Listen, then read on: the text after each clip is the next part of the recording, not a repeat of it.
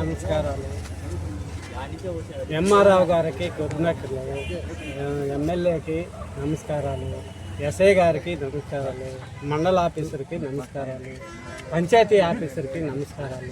2003లో మాకు ఎల్లసిరి శ్రీనివాసులు రెడ్డి స్థలాలు ఇచ్చాడు. ధర్నాలు చేశాము.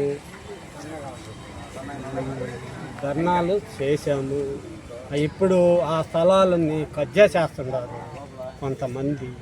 మాకు ఏమి స్థలాలు లేకుండా చేస్తూ ఉన్నారు. అక్కడ నీటి వసతి లేదు, కరెంటు లేదు, రోడ్లు మాకు వసతి చేయలేదు. ప్లాట్లు ఇచ్చారే కానీ ఏ వసతి మాకు చేయలేదు.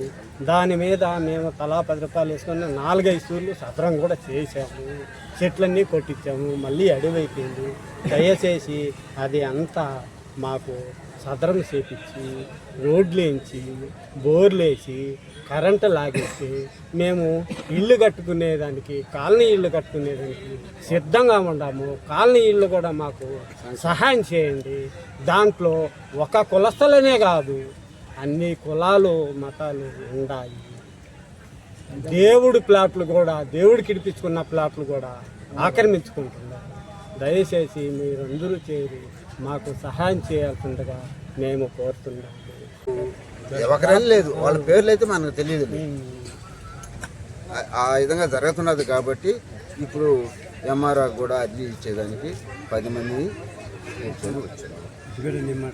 గతం సుమారు 25 సంవత్సరాల క్రితంలో ఎల్లసిరి శ్రీనివాసరెడ్డి హయాంలో కానీ, ఇతరుల హయాంలో కానీ గవర్నమెంట్ తరఫున భవన నిర్మాణ కార్మికులకు అందరికీ ఇళ్ల పట్టాలు ఇచ్చి, ఇళ్ల స్థలాలు కొలతలు చూపించి, పంచాయతీ అప్రూవల్ చేసి, వాటికి ఏది దిక్కుముక్కు లేకుండా అక్కడ పడేటి కింద పెట్టిన దానివల్ల కట్టుకునేదానికి నీటి వసతులు కూడా లేని దాంతో ఇల్లు కట్టుకోలేక చాలా ఇబ్బందికరంగా బాధపడతా ఉన్నాము.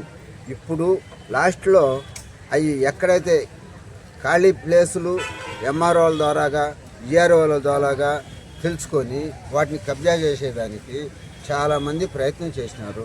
వాళ్ళందరినీ అరికట్టి మాకు ఇచ్చిన ఇళ్ల పట్టాలు, స్థలాలకి రోడ్లు, మళ్ళీ బోర్లు ఇవి మాకు మంజూరు చేసి వాటికి పని చేపిస్తే మేము ఇల్లు కట్టుకునేదానికి సిద్ధంగా ఉన్నాము.